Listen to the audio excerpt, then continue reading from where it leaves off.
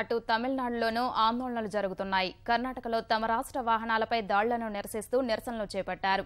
చెన్నైలోని ఓ హోటల్పై petrol bomb విసరగా Rameswaram సహా ఇతర ప్రాంతాల్లో కర్ణాటక వాహనాలపై దాళ్లు జరిగాయి. ఇరు రాష్ట్రాల మధ్య ఉద్రిక్త పరిస్థితులు తలెత్తిన నేపథ్యంలో చెన్నైలోని పలు కన్నడ సంస్థలకు పోలీసు బందోబస్తు కల్పించారు. మరోవైపు కర్ణాటకలో తమిళులపై దాడిపై ఆందోళన వ్యక్తం చేస్తూ సిద్ధరామయ్యకు జయలలిత లేఖ రాశారు. కర్ణాటకలో జరుగుతున్న ఆందోళనలకు వ్యతిరేకంగా తమిళనాట కూడా ప్రజలు నిరసన ప్రదర్శనలు చేపట్టారు.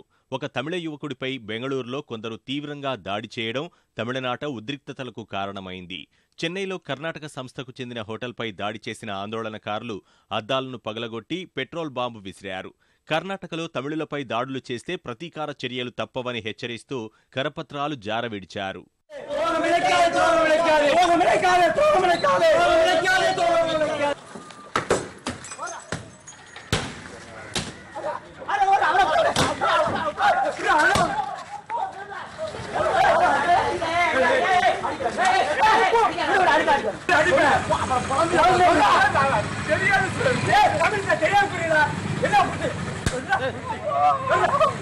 రామేశ్వరంలో కర్ణాటకకు చెందిన పదుల సంఖ్యలో పర్యాటక వాహనాలను అగ్నికి ఆహుతి చేశారు.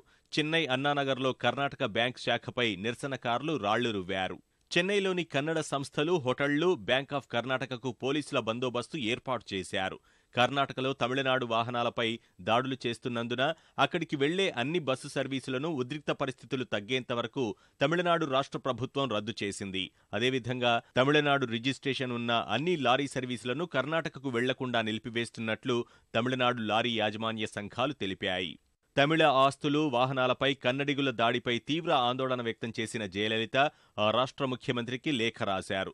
సిద్ధరామయ్య లేఖకు సమాధానమిస్తూ తమిళనాడులో కన్నడిగులకు రక్షణ కల్పిస్తున్నట్టు తెలిపారు. తమిళనాడులో జరిగిన 2 సంఘటనలు చిన్నవిగా అభివర్ణించిన ఆమె కర్ణాటకలో విధ్వంసకర కార్యక్రమాలు జరుగుతున్నాయని ఆవేదన వ్యక్తం చేశారు.